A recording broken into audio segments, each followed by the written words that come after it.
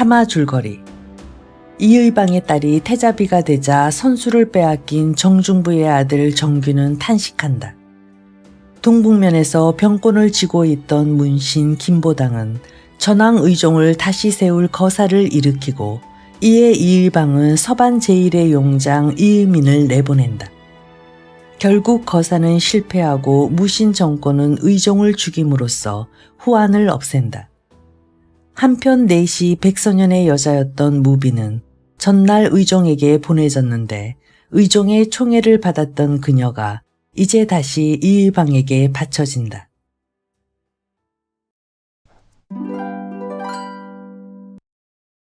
흔들리는 정국.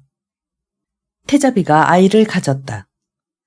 국혼을 치른 지 5달이 못 되어 궁 안에 소문이 돌았다. 그것도 아이를 가진 지 2달이 지났다는 것이다. 그렇잖아도 하루도 거르지 않고 태자비에 대해 이러쿵저러쿵 입방아를 찢던 사선서의 궁비들은 귀옛말을 나누며 까르르 웃어댔다. 그녀들은 태자마마의 가래가 있을 때부터 웃음을 참느라 고역을 치렀다. 태자비가 도대체 어떤 모습일까? 대장군 이의방의 여식이라는 것은 알고 있지만 본 적은 없었다. 그러므로 가래가 있던 날은 묘한 흥분으로 가슴을 설레며 훔쳐보았다. 그런데 맙소사, 이게 웬일인가? 궁원에 떠도는 소문대로 추물이라고 했지만 실제로 보고는 기함을 하지 않는 게 다행이었다. 사선소 궁비들은 문득 아침에 자신들이 손질하던 매기를 떠올리며 킥 웃었다. 어쩌면 저렇든 매기를 닮았을까? 그러던 태자비가 아이를 회임했다는 소문이 돌면서 이번에는 어떤 아이를 낳을까에 입방정을 찧었다. 매기 입에 살갗은 거무잡잡하고 머리는 샛노라면서 곱슬곱슬할 거야. 이것은 영락없이 아궁이 속에 들어갔다 나온 강아지 꼴이었다. 그러한 태자빈이 도대체 어떤 아이가 태어날는지 사선서의 궁비들은 궁금해서 견딜 수가 없었다. 그런데 이런 소문을 듣고 바닥을 치며 애통해하는 사람이 있었다. 바로 정균이었다. 이런 빌어먹을. 그는 입술을 악다물고 방바닥을 내려쳤다. 이의방의 딸 달래가 태자비로 간택되었다는 소문이 떠돌면서 관북댁을 찾는 방문객의 숫자가 현저히 줄어들더니 태자비가 아이를 가졌다는 소문이 돌자 방문객의 발길이 아예 끊겼다. 이와는 달리 이의방의 천동댁은 밀려드는 사람으로 성실을 이루었다. 세도의 주가 완전히 그쪽으로 기울어버린 것이다. 나으리, 얼마 전엔 전왕이 총애하던 무비라는 계집이 이의방의 별채에 있더랍니다. 의당 전왕과 함께 죽었어야 할 계집을 은밀히 사저로 빼돌린 것은 결코 중죄를 면치 못할 죄입니다. 그러니 사랑어른께 여쭈어 큰 벌을 내리게 하십시오. 천동택을 염탐하던 집사 송촌수가 그런 말을 할 때에는 옳다구나. 이제 이의방을 잡을 수 있겠다 싶었다. 감히 전왕의 누리객감을 빼돌린 중죄를 피할 수 없다는 확신이었으나 아들의 직고를 들은 정중부는 고개를 저었다. 쓸데없는 짓. 그건 부질없는 짓이야. 부질없다니요. 전왕은 이미 경주 부견에서 목숨을 잃었다. 따르던 총비들도 그곳 어디에서 죽었고. 허나 내 말을 들어라. 예, 아버님. 내가 말하는 그 무비라는 요녀도 이미 죽은 것으로 돼 있다. 내 이의민인가 하는 장수에게 들으니 무비라는 계집은 뼈까지 태워 부견에 그 죄를 뿌렸다는구나. 그러면 이미 죽은 게야. 그런데 그 계집이 죽지 않고 이의방의 별채에 있다고 하면 어떤 일이 벌어지겠느냐. 정중부는 아들의 대답을 기다리지 않았다. 물론 내 말은 믿을만 하겠지. 그렇습니다, 아버님. 허나 그것은 모르니만 못한 것이야. 예? 생각해보아라. 요망한 고 계집이 살아있다는 것은 이의방 측의 몇 사람만 아는 비밀이다. 그것을 내 입으로 발고한다면 우리가 그 자를 종래 감시하고 있었다는 걸 스스로 밝히는 것이야. 그리 되면 어찌 되겠느냐. 앞뒤를 가리지 않는 그 자는 덮어놓고 이곳을 치려고 병력을 움직일 것이야. 하오면 정중부는 하던 얘기를 끌어갔다. 그리고 말이다. 예, 아버님. 저쪽에서 그 계집을 불에 태워버렸다는데 내가 그 계집의 출처를 말한다면 어떤 일이 생기겠느냐. 저자들은 이번에 경주의 서해변에 나가 반역도를 잡은 공이 있다. 헌데 너는 내세울 만한 공이 없질 않느냐. 전하께서 그런 말을 듣는다면 저자들의 공을 시샘하여 그런 것으로밖에 생각하지 않겠느냐. 그러니 득은 없고 실이 많은 일이다. 잊어버려라. 내 언젠가 그런 말을 들은 적이 있다. 무비라는 그 천한 것은 불행을 몰고 다니는 상이라는 게야. 불언간 무슨 일이 일어날 것이니 그때를 기약하는 게 순리다. 정규는 부득이 물러나올 수밖에 없었다.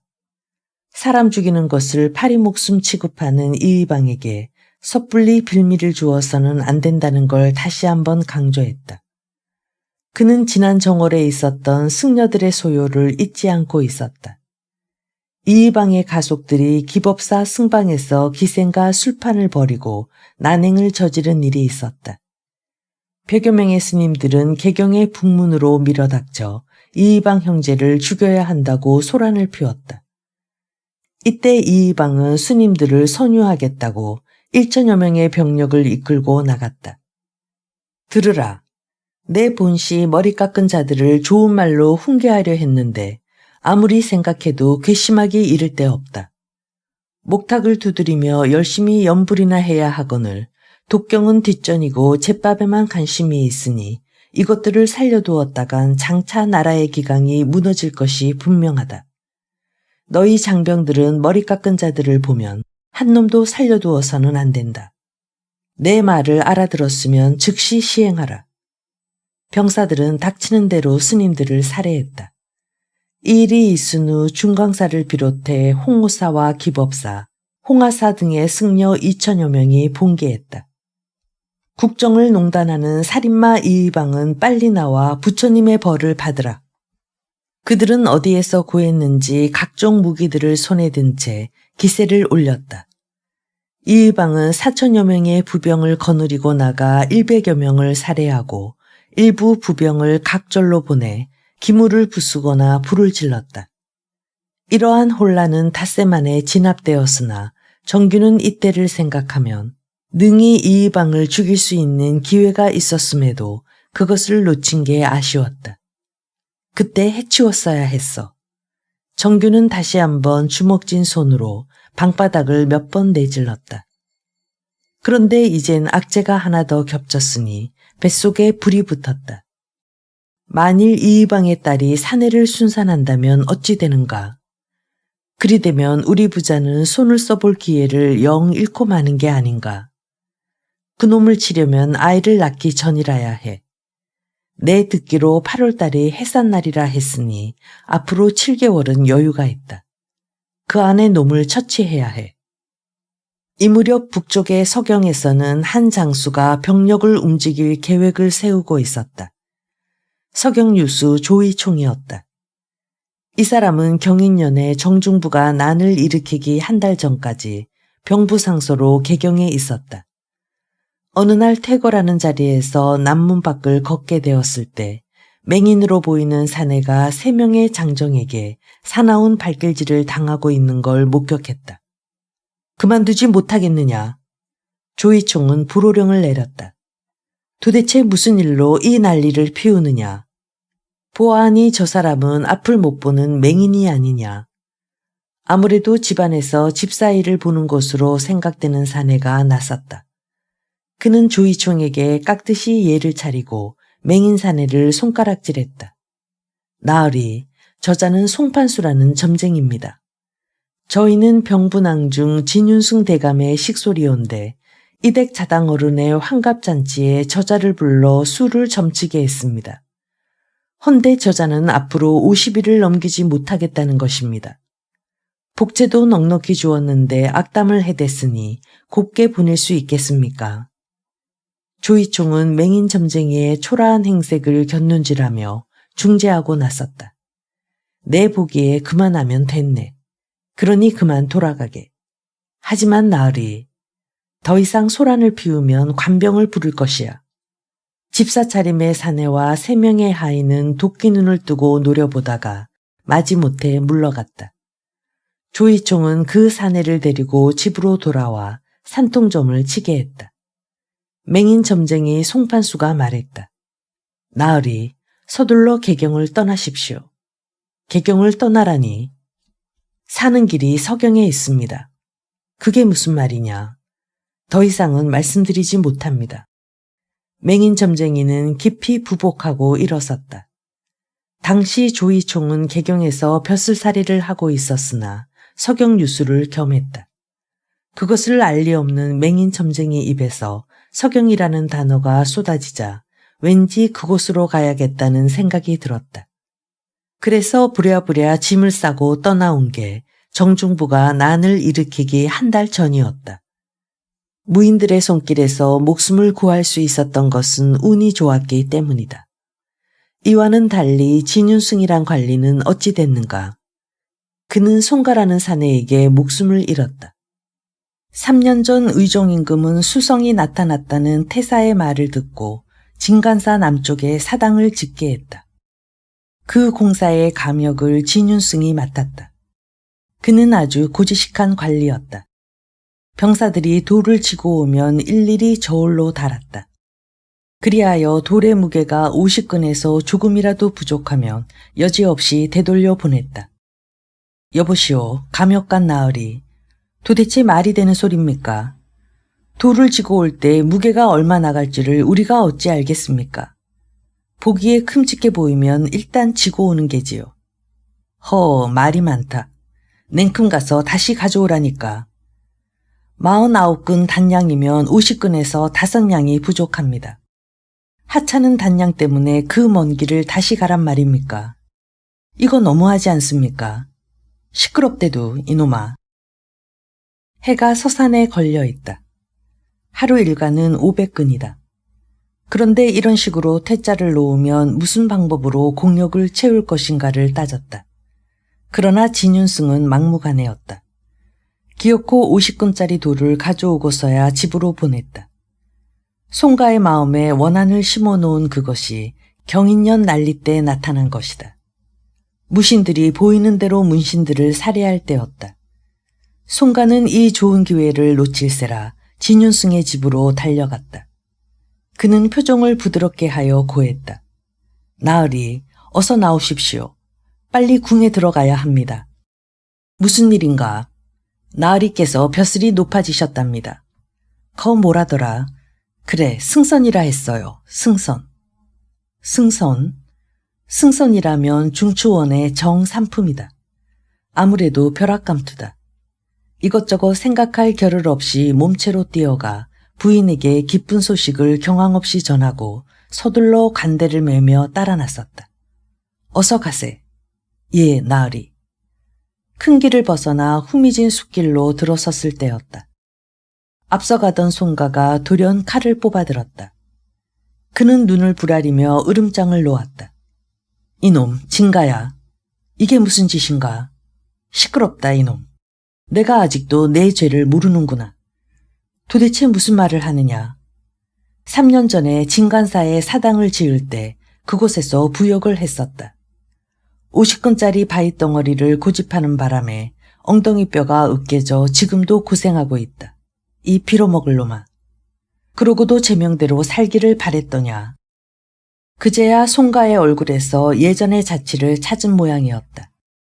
어떻게든 이 자리를 모면하려고 궁색한 변명을 늘어놓았다. 이보게, 그때 일은 나도 가슴 아프게 생각하고 있네. 허나 생각해보게.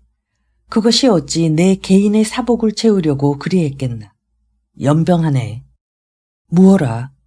이놈아, 차라리 내 놈 집구석에 사당을 지었으면 말하지 않겠다. 그 일은 잘난 부역이었어. 연병할 놈아. 돈도 나오지 않는 부역에 그만큼 일했으면 오히려 인부들을 위로해줘야지. 그따위로 피멍을 들게 했더냐.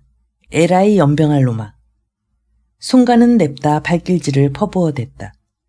금방 죽는다고 비명을 지르던 진윤승은 아득해지는 정신을 부여잡고 사는 방법을 찾아 두 눈을 멀뚱거렸다. 그때의 일은 정말 미안하네. 내 어떻게든 자네에게 보상을 하겠네. 연병하네. 이 사람아. 이 사람 좋아하네. 야 이놈아. 내가 송간데 어찌 이 사람이냐. 이젠 나를 나으리라고 불러. 이보게. 이런 18. 송간은 다시 5번의 발길질을 퍼부어댔다. 피떡이 되어 나자빠졌다가 문기적 일어난 진윤승은 한결 애처로운 목소리로 송가를 불렀다. 이보게, 한 번만 봐주게. 야 이놈아, 나으리라고 부르라지 않느냐. 할 거야 죽을 거야. 다시 한번 으름장을 놓았을 때에야 진윤승은 겨우 입술을 떼었다. 나으리. 그래. 그렇게 부르는 거야. 제발 살려주십시오. 살려줄 테니 저 돌을 들어. 송가가 칼끝으로 가리킨 것은 조이 옷이 끄는 데 보이는 바위덩이였다. 평소 무거운 것을 들어본 적이 없는 진윤승은 겨우겨우 돌덩이를 들어 올렸다. 그러나 걸음을 떼어놓지 못했다. 송가의 으름장으로 겨우 들었다 해도 2걸음을 걷기 전에 다시 내려놓았다. 수십 번이나 발길질을 당하며 바위덩이를 들었다 놓던 진윤승은 숲을 벗어나기 전에 복부에 칼이 찔려 목숨을 빼앗겼다. 물론 이것은 작은 예에 불과하지만 비슷한 일이 벌어지고 보니 부로들은 마침내 말세가 왔다고 탄식하기에 이르렀다. 세상 인심이 메말라가고 있는 이때 조이총의 거병은 상당히 위협적이었다. 그는 서경으로 올 때 측근을 개경에 두어 수시로 보고를 받았다. 개경에서 전해지는 소식. 그것들은 한결같이 무신들의 폭정이었다.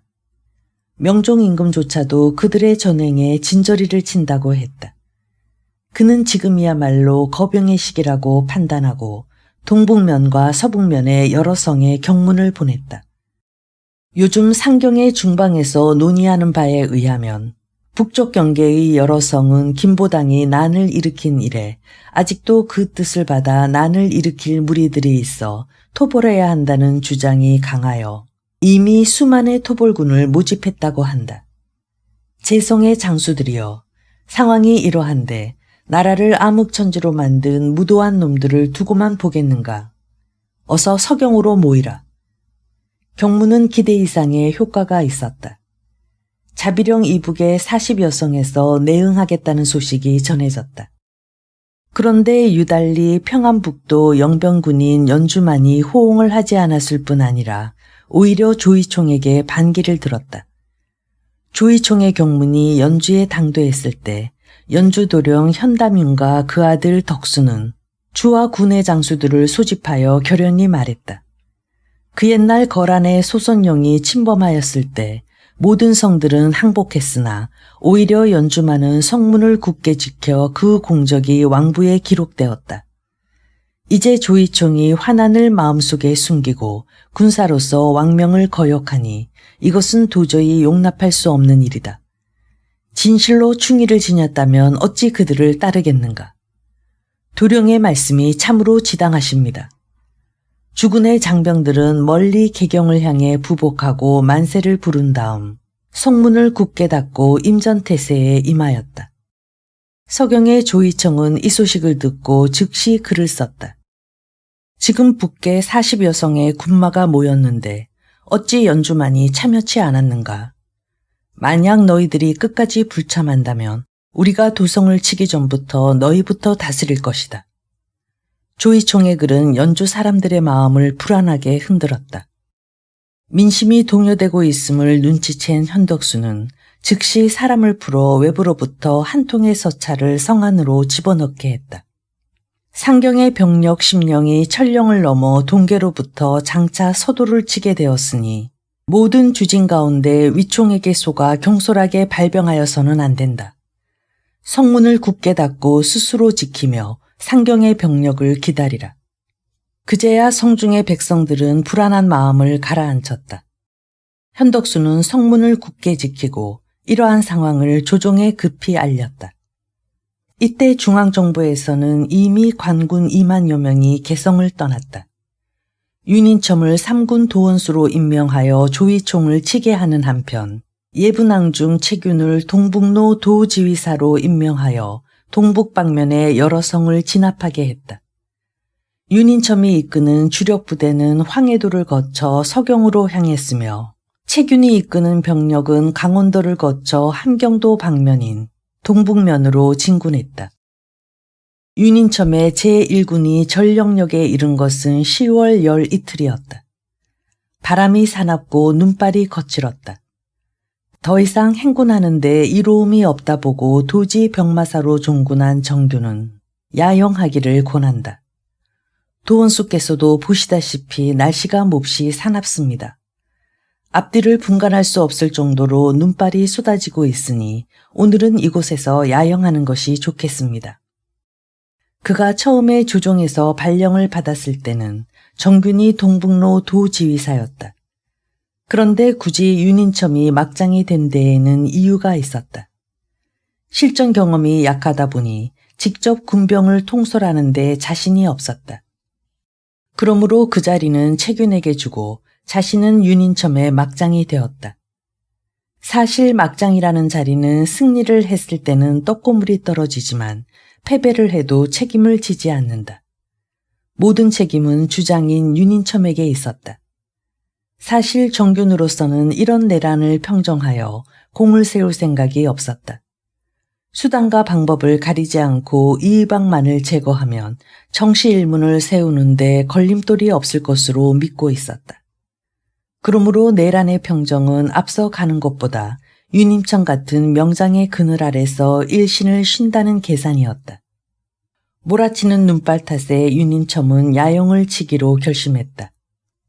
정규는 자신의 의견을 받아들여 우쭐했지만 이들이 진을 친 곳에서 20여리 떨어진 전령 고갯마루에 6천여 명의 반란군이 엎드려 있는 것은 꿈에도 몰랐다.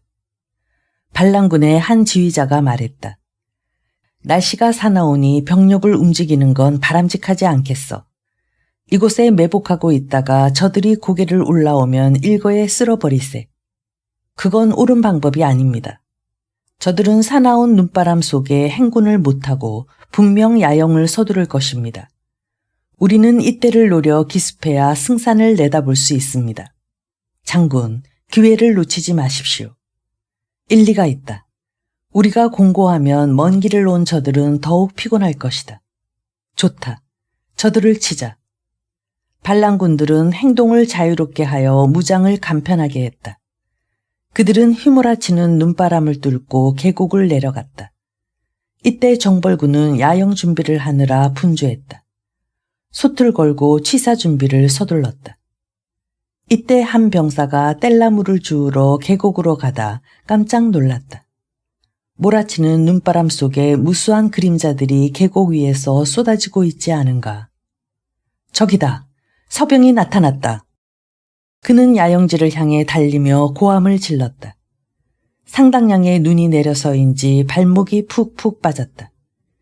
윤인첨은 벗었던 군복을 다시 걸치고 군막 밖으로 나갔다. 갑자기 들이닥친 반란군들은 우왕좌왕하던 정벌군을 순식간에 베어버렸다. 내 이놈들을 그냥. 윤인첨은 창을 던지고 칼을 뽑아들었다. 아무리 늙은 몸이지만 이대로 당할 수만은 없다는 생각이었다. 그때 누군가 그의 옷자락을 잡았다. 정균이었다. 참으십시오, 도원수. 일단 물러나는 게 좋겠습니다. 정균은 싫다는 윤인첨을 강제로 말에 태우고 포위망을 뚫고 개성으로 돌아왔다. 이날의 기습으로 윤인첨의 주력 부대는 수천 명의 사상자를 냈다. 전열을 정비하기 위해서라도 개경으로 돌아온 것은 현명한 처사였다. 이때 동북 방향으로 진격한 동북로 도지휘사 채균의 부대는 각현을 돌아다니며 정황과 민심을 살피며 진군했다. 이윽고 보령역에 이르자 왕명을 받은 이경백이 기다리고 있었다. 그가 말했다. 전하께서는 도지휘사를 예부실랑으로 승계하셨습니다. 또한 동북면 병마부사를 겸하게 되면서 동북면 병마사와 합세하여 서병을 무찌르라는 명을 내리셨습니다. 채균이 말했다. 글쎄 옳습니다. 벼슬을 높여주신 것은 가무팔 일이오만 이곳을 놔두고 서쪽으로 나아가게 하는 것은 아무리 어명이라도 생각해 볼 문제인 듯 싶습니다. 이곳에 오면서 각 주연의 정황을 살펴보니 곳곳이 조이총의 소나기에 든 것 같고 여러 성도 그자에게 내응하고 있음을 볼 수 있으니 이런 때 우리가 서쪽으로 나아간 것을 알고 동북면에 여러 성이 반기하여 서쪽의 적과 연합한다면 우리는 앞뒤로 적을 맞게 됩니다. 허나 어명이 지엄한지라. 물론 어명을 따라야겠지요. 이 일은 병마사와 의논을 한 다음 처리를 하겠소. 중랑장 이경백이 개경으로 돌아가고 채규는 병력을 함경도 영웅군의 화주 땅으로 이끌었다. 그곳에 동북면 병마사 대장군 이의가 있었기 때문이었다. 그런데 이날 밤 돌연 서경의 장수 김박승과 조간 등이 성을 포위했다. 이미 성 안에서는 그들과 내통한 낭자 이거라는 자가 있었다. 이 자가 한밤중에 성문을 열어주는 바람에 채균을 비롯하여 병마사 이의 등은 순식간에 사로잡혔다. 김박승은 어떻게든 중앙정부의 장수들을 끌어들이려고 회유책을 썼다. 어차피 대세는 결정났소. 그러니 이쪽으로 오시오. 개경에 있는 놈들은 우리가 금명간 도륙해버릴 것이오. 미친 소리 작작하거라. 반란군의 수계 조이총은 항오에서부터 시작하여 팔좌에 이르렀다. 성상의 은총이 하에가컨을 어찌하여 난을 키우는가. 참으로 불충한 미인이로다. 내 놈들 말은 들을 것이 없으니 뜻대로 하라. 반란군들은 몇 번이나 회유했다. 그런데도 돌아설 가망이 없자 병마사를 비롯해 망뇨장수 수십 명을 살해해버렸다. 이런 소식은 득달같이 개경으로 전해졌다. 도원수 윤인첨이 기습을 받아 돌아오고 동북로로 진격한 채균 등이 생포되어 목숨을 잃었다는 비보는 개경의 분위기를 한층 가라앉게 만들었다. 도대체 사람이 없어. 숫자만 믿고 밀고 들어가면 모든 것이 끝날 것이라 생각하지만 그건 오산이야. 전쟁에는 지략을 써야 해. 병법서 한 줄 읽지 않은 자들이 전쟁은 무슨 전쟁. 몇 번의 회의가 거듭되었다. 그런데도 그곳으로 파견할 장수가 없었다. 서북면은 적당한 장수가 나타날 때까지 비워두고 일단은 동북 쪽의 장수부터 물색했다. 그렇게 해서 한 장수가 발탁됐다. 두경승이었다. 이 사람은 만경두시다. 용기와 지략을 겸비한 장수다.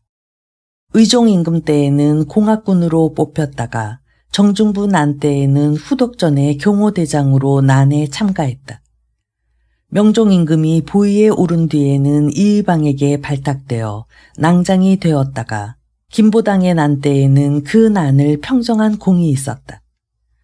두경승은 오천의 정병을 이끌고 폭설속을 뚫고 질풍같이 달려가 고산에 이르렀다. 그곳에서 적을 일거에 분쇄하고 의주까지 밀고 올라갔다. 이곳에는 채균 등을 잡아 죽인 김박승이 성을 지키고 있었다. 두경승은 취약점을 분석해서 공격을 감행했다. 김박승은 성문 앞에 수레를 겹겹이 쌓아두고 반격했으나 한나절이 채 지나기도 전에 성은 함락되었다. 이의미는 김박승의 목을 소금에 절여 개경으로 보냈다. 이러한 동북면의 승전보와는 달리 서북면은 반란군들에게 밀리고 있었다. 그도 그럴 것이 그곳에는 마땅한 장수가 없었다. 모든 것이 그들의 동무대가 되자 연주성을 공격했다. 그러나 끈질긴 저항 앞에 별다른 소득을 얻지 못하자 일부 병력만을 남기고 개경을 향해 진격했다. 전황의 불리함을 보고받은 이의방은 불같이 노했다. 도대체 관군들은 어디서 뭐 하는 게야? 반적들이 턱 밑까지 다가왔는데 그것도 모르고 다른 곳에서 헤매고 있어. 이것은 서북놈들이 모여 폭론을 논한 탓이야. 이의방은 반역도들이 도성에 이르면 기다렸다는 듯이 서북인들이 내응할 것으로 내다보았다. 우환을 키워놓느니 아예 쓸어버리자는 생각을 해보았다. 즉시 사람을 풀었다. 너희들은 지금 서북인으로서 개경의 벼슬을 사는 자들에게 기통하라. 한 사람도 빠짐없이 북문 앞에 모이도록. 이들은 전시 상황이나 특별한 대책을 시달하는 것으로 생각했다. 그들이 서둘러 모이는 곳을 보고 북문의 누각 위에서 이의방이 소리쳤다.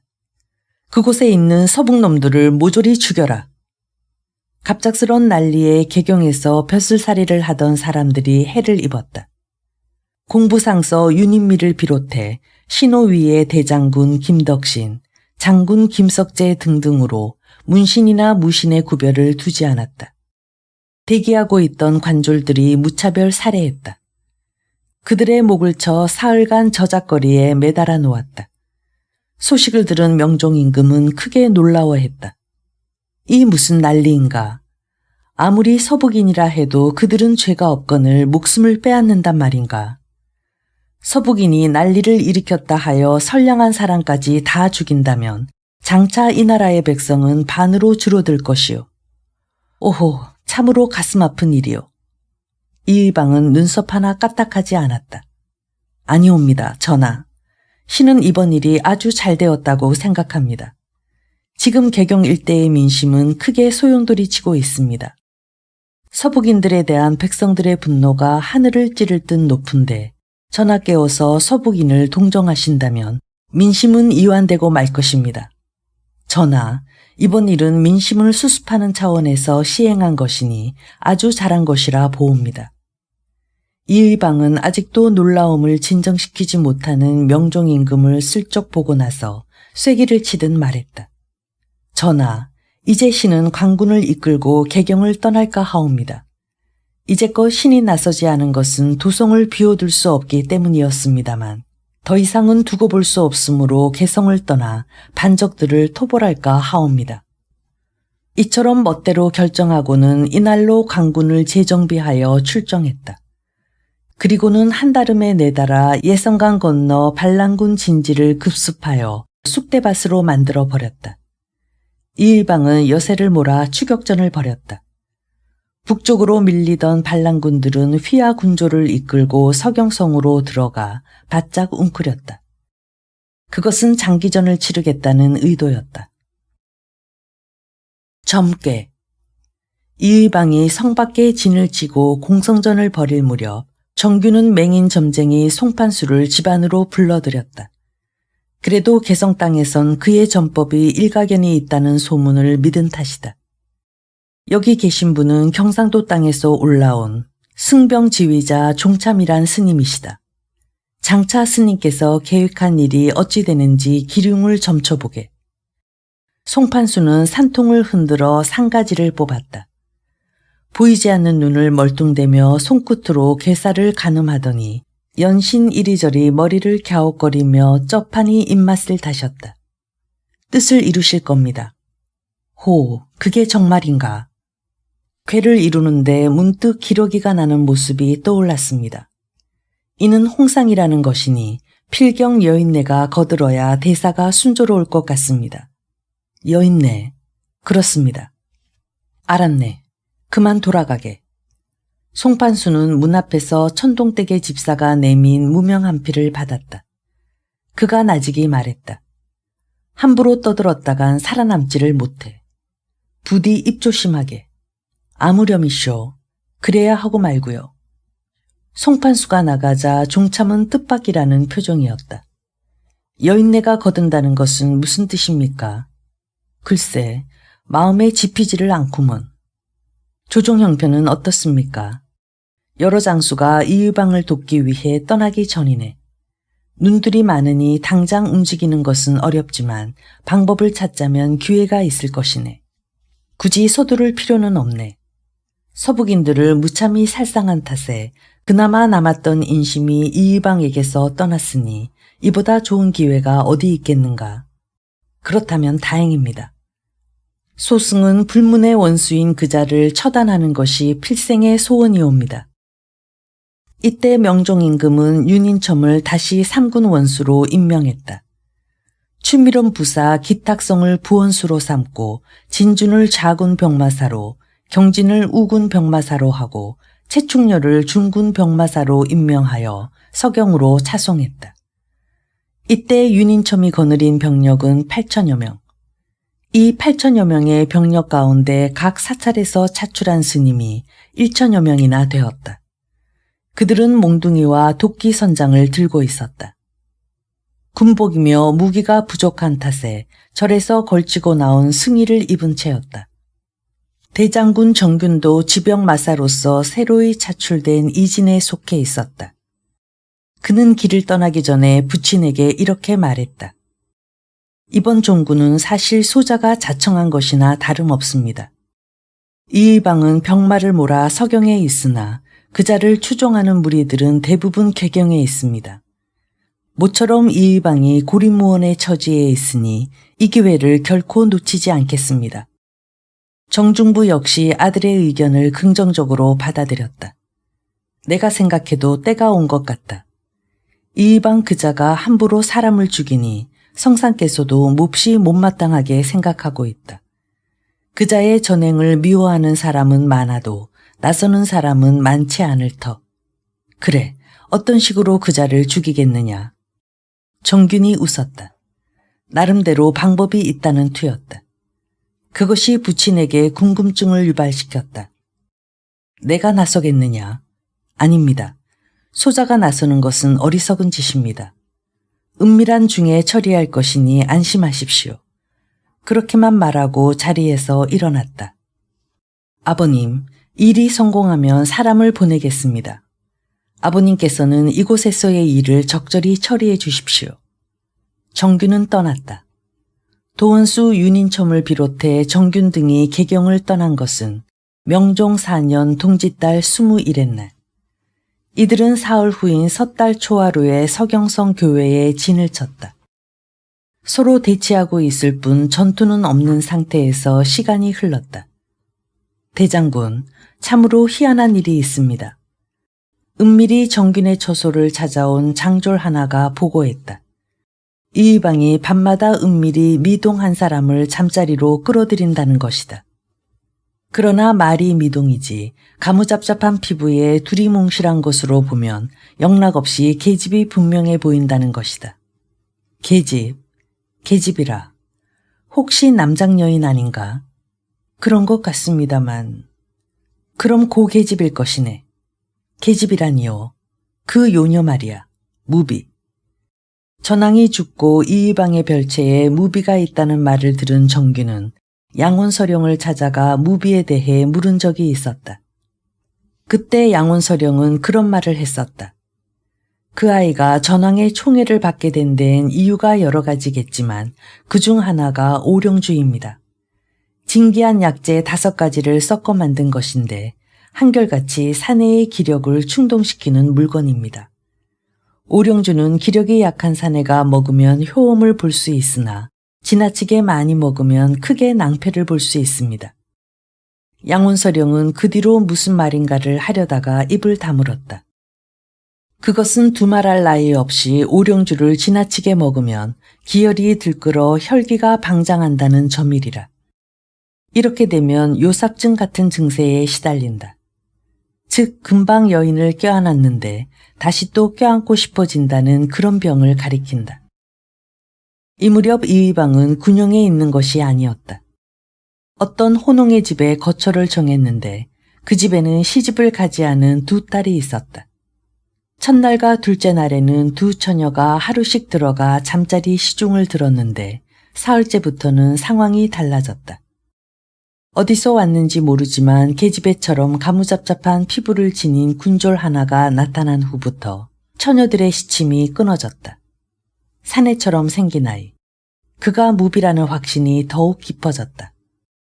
병령에 도착하자 종참은 방책을 의논하기 위해 정균의 초소를 찾아왔다. 그는 측근이 전해준 이의방의 일과에 대해 하나씩 짚어냈다. 우리가 손을 쓴 병사의 말에 따르면 이의방 그자는 하루에 한 번씩 자기의 막사에서 나와 도원수에게로 가는 모양입니다. 물론 시간은 일정치 않습니다만. 도원수 막사에서 돌아오면 곧 갑주를 벗고 간편한 차림으로 식사를 하거나 술을 마십니다. 간혹은 그 계집애처럼 생긴 사내를 방으로 불러들여 한참 동안 얘기를 나눈다고 합니다. 이 틈새를 이용하려고 합니다. 알겠네. 나는 그대들이 움직이는 데까진 도와줄 수 있지만 그 다음은 어떤 일도 협조해 줄 수 없네. 일이 성공하면 다행이지만 만약 실패하면 다음 거사를 위해서라도 한쪽은 살아남아야 하질 않겠는가. 그럼요. 무슨 말씀인지 잘 압니다. 종참은 어떤 계획이 서 있는 눈치였다. 읽고 섣달 18의 날. 이방은 임시 막사에서 나와 여느 때처럼 진중을 한 바퀴 돌아보고 도원수 윤인첨의 장막으로 들어가 그곳에서 잠시 지체하다 자신의 처소로 돌아갔다. 이미 그가 방 안에서 어떤 일을 하고 있는지는 조사가 끝나 있었다. 또한 이방이 마시는 술이 오령주라는 것도 알았다. 종참은 자신을 따르는 3명의 스님에게 말했다. 중원에는 5가지 돌로서 강정비약을 만들기 때문에 오석산이라는 약재가 있다 들었네. 그것은 모두 응황과 같은 돌 성분이지만 오령주는 자생적으로 자라난 약재이기 때문에 몸을 상하지는 않는다 들었네. 다만 술로서 빚었을 때 그것을 과다 복용하면 마치 적은 양의 물이 담긴 냄비가 끓듯이 성욕이 그치지 않는다 했어. 그러니 약효가 발동되어 몸이 허해진 틈을 노려야 할 것이야. 종참은 이런 얘기를 하고 있었다. 센 불에 냄비를 올려놓으면 금방 달구어진다. 그 냄비에 설령 찬물을 부었다 해도 냄비는 금방 끓는다. 이것은 지나치게 많은 약을 먹은 부작용이다. 이러한 부작용은 끝없이 여색을 탐하게 한다. 바로 이 순간의 무방비를 노리자는 게 종참의 계책이었다. 술시가 되자 한 사내가 나타났다. 그는 이방에 있는 집을 찾아와 뵙기를 청했다. 변복한 종참이었다. 개성의 마님께서 보내왔습니다. 은밀히 장군님을 뵙기를 청하옵니다. 번을 서던 장수는 눈빛을 빛내며 물었다. 종참은 품속에서 한 통의 서찰을 꺼내 보였다. 마님께서 이 서찰을 급히 이 장군님께 올리라는 정갈이었습니다. 한시가 급하다 하셨습니다. 잠깐 기다리게. 번을 서던 장수는 이방에게로 가서 고했다. 이방은 혀를 차며 가까이 오게 했다. 도대체 무슨 일이 급하다는 게야. 이방은 속옷만을 걸친 채 문을 열었다. 이불 속에는 남장을 한 무비가 벌거벗은 채 누워 있었다. 서찰을 받아들다 말고 이방은 종참에게 던졌다. 자네가 읽어봐. 무슨 내용이지? 하지만 괜찮으니 읽어봐. 예, 장군님. 이 서찰에 쓰여진 내용은 여자를 조심하라는 점괘입니다. 뭐야? 개경 제1의 맹인 점쟁이 송판수가 내놓은 점사라고 합니다. 그러니 장군님께서는 유념하시라는 내용입니다. 이거야 원. 이방은 멋쩍은 듯 입맛을 다시며 돌아섰다. 그 순간 종참은 다리 사이에 꽂은 비수를 뽑아 이방의 옆구리를 찔러버렸다. 아니 이놈이. 뒷걸음치는 이방을 쫓아가며 이번에는 왼쪽 다리에 숨긴 비수를 빼어 가슴을 찔렀다. 피가 분수처럼 솟구쳤다.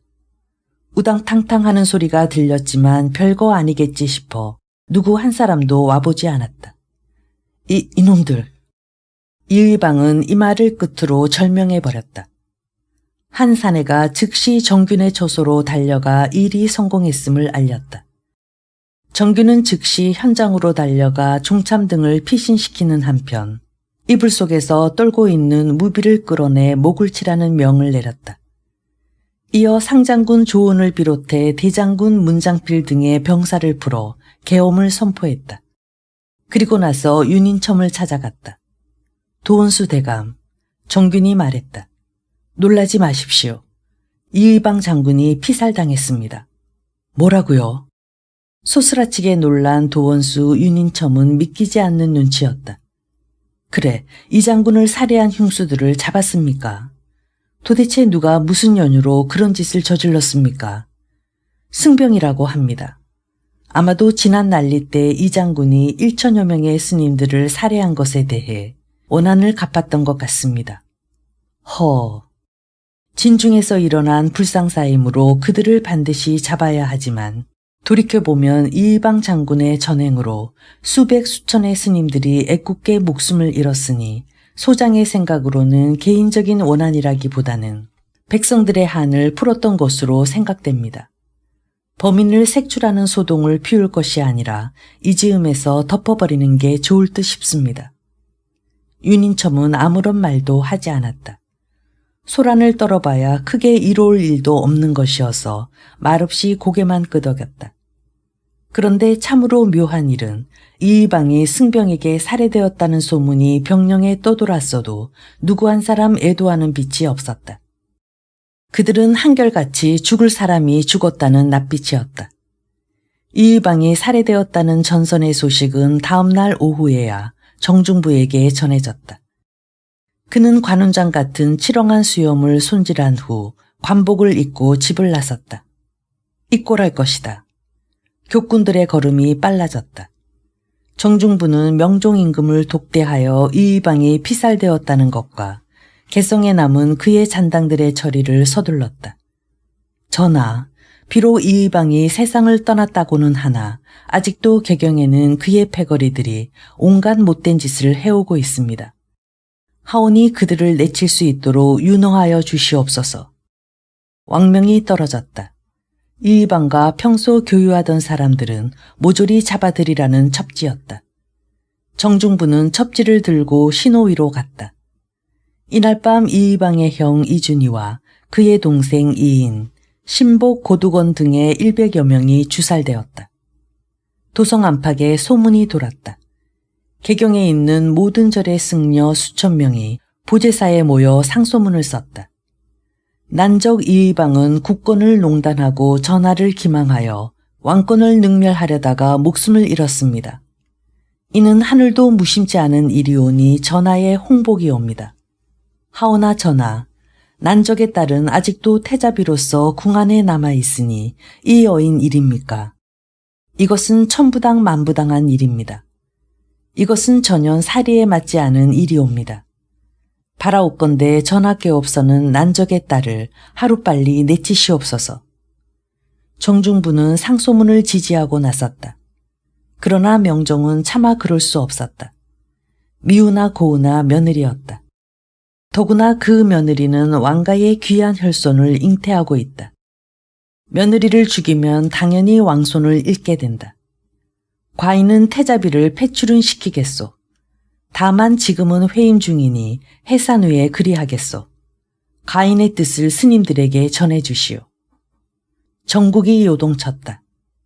이의방이 죽고 그를 따르던 무리들이 하나둘 숙청되자 조정 안에 뿌린 이의방의 씨앗들은 더 이상 싹을 틔우지 못하고 뽑혀나갔다. 그러므로 조종은 정중부와 그의 아들 정균에 의해 새롭게 짜여져 갔다. 좀처럼 문박 출입을 하지 않던 정중부가 궁안에 자주 모습을 나타내었고 심심찮게 전하와 독대하는 모습도 신하들 눈에 띄었다. 이것은 지극히 자연스러운 일이었기 때문에 어느 한 사람 이상하게 여기는 눈치는 아니었다. 사실 명종 임금은 이렇게 되는 것이 당연하다는 듯한 태도였다. 그래서인지 정중부를 문화시중으로 벼슬을 높여주었다. 어디 그뿐인가. 진주는 참지정사로, 경진을 지문화성사로, 기딱성을 지추밀 원사로, 이광정을 추밀원 부사 어사대부로 임명했다. 이렇듯 무신 위주의 작업을 했으면서도 정균이나 정중부의 사위 송유인에 대해서만큼은 아무런 언급이 없었다. 물론 여기엔 이유가 있었다. 명종은 신중의 신중을 기했던 것이다. 정균이나 송유인에게 어떤 벼슬을 줘야 할지 몰랐다는 얘기다. 벼슬자리를 내린 뒤 저들의 마음에 들지 않으면 오히려 낭패였다. 한마디로 원망을 사게 된다는 뜻이었다. 정시중, 경은 그대의 아들과 사위에게 어떤 자리를 주었으면 좋겠소. 며칠 후 왕은 그렇게 물었다. 소신의 생각으로는 정중부는 왼손으로 수염을 쓸어내렸다. 무엄한 행동이다. 감히 임금 앞에서 수염을 쓰다듬는 것은 기군망상의 죄에 해당한다. 그러나 명종은 그것을 당연하게 받아들였다. 신은 그들이 추미론에 있는 것이 좋을 것으로 생각됩니다.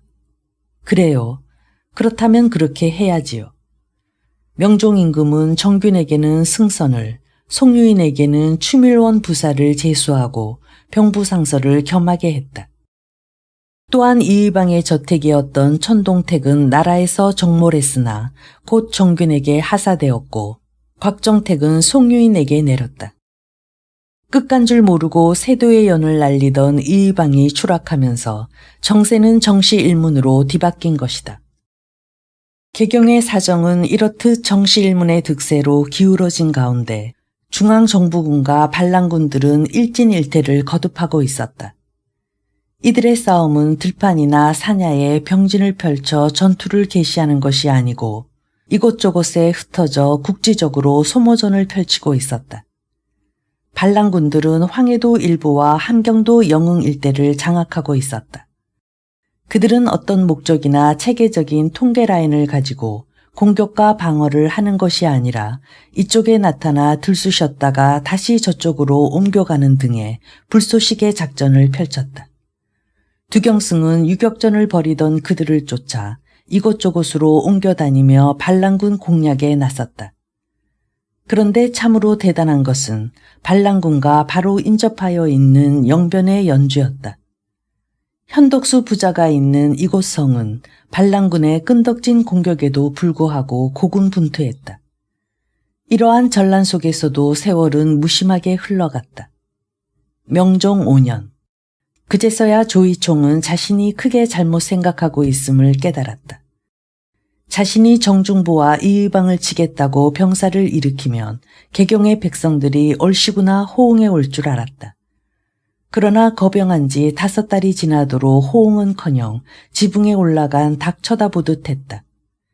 개경에 있는 자기 쪽 사람들이 보내온 소식에 의하면 그동안에 이의방이 제거되는 등의 우여곡절이 있었지만 그것은 자신들의 세력 다툼에 의한 것 때문이지 반란을 일으킨 자신들과 호응하기 위한 조치들은 아니었다. 어쩐다. 곧 봄이 올 것이고 그리 되면 겨우내 얼었던 얼음은 녹을 것이다. 얼음이 녹으면 추위는 물러가고 봄이 오면 우리를 치기 위해 토벌대가 증강될 것이다. 승산 없는 싸움이야. 하면 어쩐다. 아무래도 항복하는 쪽으로 가닥을 잡아야겠다. 조이총은 청왕사를 파견했다. 항복을 할 테니 죄를 묻지 말아달라고 간절히 청하는 글을 올렸다. 명종은 크게 노했다. 정중부 역시 크게 노하여 청왕사 목을 베어 저작거리에 걸었다. 날이 갈수록 의기가 충천한 광군은 닷새를 공격 끝에 의주성을 함락시켰다. 두경승은 의주도령 최경약과 망료들을 잡아 죽이고 다시 바닷길을 따라 내려오면서 10여 성을 공략했다. 이제 반란군을 쓸어내는 것은 크게 어려운 일이 아닌 듯 생각되었다. 지난 10월 조이총은 금나라에 사신을 보냈었다. 일종의 궁여지책이었다. 위기에 몰리자 나머지 방법으로 금나라에 밀서를 지닌 서원이란 자를 보냈다. 이때가 명종 5년 10월 열 나흔날이었다. 금나라에 도착한 서원은 변경의 수비수에게 밀서를 건네며 하루빨리 금나라 황제에게 전해달라고 부탁했다. 밀서에는 고려의 궁한 별난이 적혀 있었다. 속방의 신하 조이총은 엎드려 글호를 올립니다. 신이 거병한 것은 고려 왕실에 반역할 뜻이 있어서가 아닙니다. 6해 전에 고려에서는 전왕이 보위를 아오에게 물려주었는데 이것은 전왕의 뜻에 의한 것이 아니라 대장군 정중부와 낭장 이의방 등의 대용무도한 역신들의 핍박에 의해 이를 저질렀습니다. 신은 나라 형편이 백적간두의 위태로움에 있다 보고 거병을 하였사옵니다. 이제 신은 40여 성을 들어 상국인 금나라에 내속을 할까 하오니 부디 윤허하여 주시옵소서. 캬! 세종은 실소를 터뜨렸다. 밀서를 냅다 후려치며 어탑을 손바닥으로 두드렸다. 고얀지고 짐은 이미 고려왕을 책봉한 지 오래다. 허물이 있다 한들 옛날 일이다. 그런데 이제 와서 어떻게 뒤집는단 말인가. 감히 병사를 일으켜 반란을 일으킨 주제에 고려의 40여성을 바치겠다고는 하나 어찌 반적을 도와 이를 도모하리요. 늙은 대신이 나와 그 처리 방법을 물었다. 하오면 폐하, 그 일을 어찌 처리하시겠는지요. 이것을 가져온 자는 어디 있는가? 변경에서 폐하의 하조를 기다리고 있사옵니다. 그 자를 구금하고 이 글과 더불어 고려왕에게 보내라. 이 일은 고려의 일인즉 고려의 힘으로 처리하라 일러라. 이렇게 되어 개경으로 압송된 서원은 즉시 목이 떨어져 장대 높이 걸리게 되었다. 조이총을 비롯하여 반란군의 놀라움은 이만저만이 아니었다. 해가 바뀌어 2월이 되었을 때 연주성에서 멀지 않은 곳에 1만여 명의 기병이 나타났다. 처음엔 적인가 싶어 심장이 오그라들도록 놀랐는데 그들은 금나라에서 파병한 군사들이었다. 그러나 한편으로는 그들의 저의를 몰라 크게 근심하였다. 조이총이 금나라 황제에게 어떤 꾀를 부렸는지 알 수 없다. 모두 정신 바짝 차리고 병사들의 동태를 살펴라. 지평선을 가득 채운 군마의 모습에 망녀들은 기가 질려 숨도 제대로 못 쉬었다. 금나라의 장수인 듯한 사람이 사람을 보내 자신을 맞으라고 하였다. 어떻게 할까요? 휘하 장수들이 물었다. 내 보기엔 별일이 없을 것 같다. 문을 열고 맞아들여라. 우리를 해칠 마음이었다면 공격부터 해왔을 것이다. 성문이 열리자 금나라 장수가 호기롭게 들어왔다. 융숭하게 대접을 받은 고라라는 장수가 말했다. 우리가 듣기에 속방인 고려에서는 지난 9월부터 끊임없이 병난이 일어나 그칠 줄을 모른다고 하였소이다. 특히 이곳 현에서는 소수의 병력인데도 고군분투한다는 말을 익히 들어왔소이다. 이제 황제께서는 속방의 변란을 안타깝게 여기어 돕는 길을 찾아보던 중 우리를 보내 돕게 하셨습니다. 현덕수는 크게 감사하며 말했다. 참으로 눈물이 나도록 황감한 말씀입니다. 허나 이 일은 우리 고려의 일입니다. 나라 안에서 생긴 불상사인데 어찌 상국의 힘을 빌리겠사옵니까? 이제 반란군들의 힘이 소진되었으니 불온간에 해결될 것입니다. 그러하오니 장군께서는 아무 걱정 마시고 회군하시옵소서. 현독수의 말에 고라는 크게 감명받았다. 이윽고 다음해 6월이 되었다. 서경성안의 참상은 실로 눈을 뜨고 볼 수 없을 정도였다.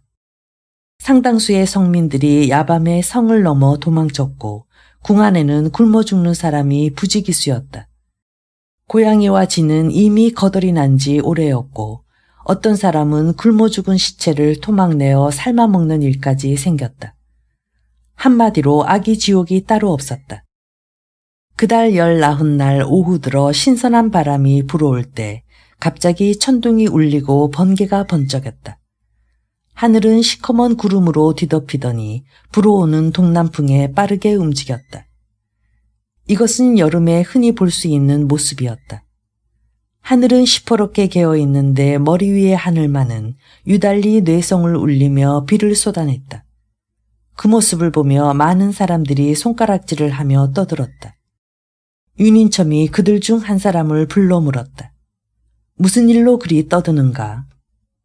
조금 전에 용이 구름 속으로 올라가는 것을 보았습니다. 그게 사실이냐? 예. 본시 구름이란 그 모양을 자유자재 변환하는 것이니 구름의 모양이 용처럼 보이기도 하느니라. 허나 이로 본다면 조이총의 명이 얼마 남지 않았음을 알 수 있도다. 그게 무슨 뜻입니까? 생각해보라. 용이 썼다는 것을 글로 쓴다면 임용이 아니냐.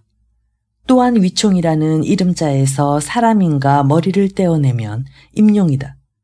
머리와 꼬리가 잘려나갔는데 어찌 살 수 있겠느냐. 다음 날인 6월 보름부터 대대적인 공격이 시작되었다. 윤인첨은 1만의 정병으로 통양문을 깨뜨리고 두경승은 7천의 병사로서 대동문을 무너뜨렸다. 기아에 지친 상태라 전투는 쉽게 끝나버렸다. 관병들이 성 안으로 밀고 들어가자 성 안의 병사들은 너나 할 것 없이 무기를 버리고 투항해왔다. 기아와 굶주림으로 그들의 얼굴은 앙상하게 마른 산송장이었다. 관병들의 수색이 시작되었다. 곳곳마다 길목을 지키며 샅샅이 뒤졌다. 결국 민가에 숨어있는 조이총이 관병에게 붙잡혀 끌려 나왔다. 망료급 장수 10여 명도 포박되어 도원수 윤인첨 앞으로 이끌려 나왔다. 도원수는 조이총의 목을 베어 그것을 병마부사 최상정으로 하여금 개경으로 가져가게 했다. 조정에서는 이부시랑 오광석을 보내 출정군들의 노고를 치하하고 반란군의 목을 장대 끝에 높이 걸었다. 아울러 윤인첨에게는 추충정난 광국공신의 호를 내리고 상주국감 수국사를 더하였다.